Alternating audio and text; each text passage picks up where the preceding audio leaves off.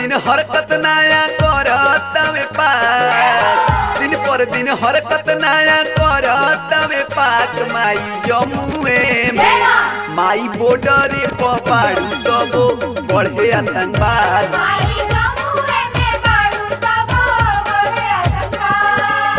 दिन पर दिन हरकत नया करत में पाक दिन पर दिन हरकत नया करत में पाक माई जमुए में माई बॉर्डर पर बाड़ू तबो बढ़े आतंकवाद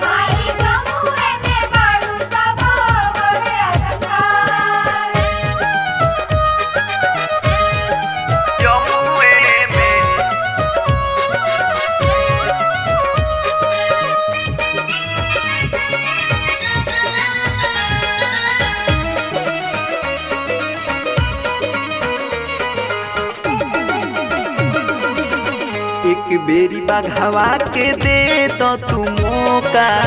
पूरा पाकिस्तान के ऊपर दी खोखा खोखा खोखा एक बेरी बघवा के दे तो तू मौका पूरा पाकिस्तान के ऊपर दी खोखा तो बेनू बनल रही इंडिया के धाक तो बेनू बनल रही इंडिया के धाक माई जमुए में माई बॉर्डर पर बाड़ू तबो बढ़े आतंकवाद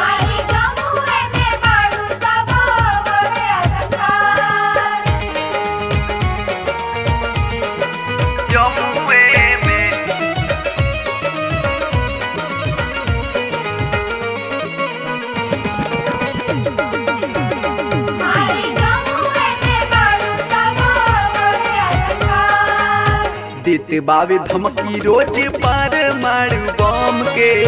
तुरी दन माई तू तो वो कनी के हम के ए माई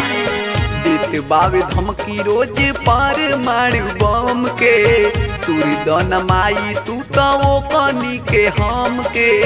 हो जई है राख जहिया देबू माई ताक हो जई है राख जहिया देबू माई ताक तू तो जमुए में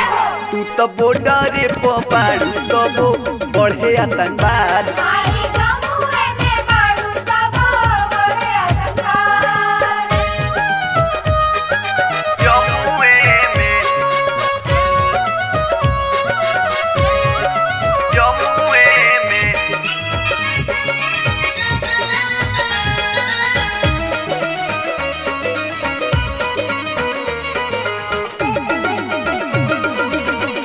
छेले पुनीत कैसे कश्मीर में लोग जी एक हिसाब माई जल्दी रउआली पूछेल शुभम माई कैसे लोग जी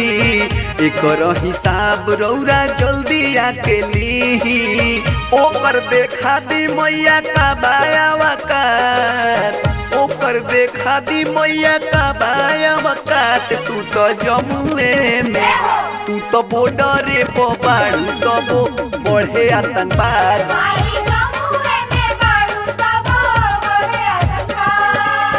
दिन पर दिन हरकत नया करत में पाक दिन पर दिन हरकत नया करत में पाक माई जमुए में माई बॉर्डर पर बाड़ू तबो बढ़े आतंकवाद माई जमुए में बाड़ू तबो बढ़े आतंकवाद।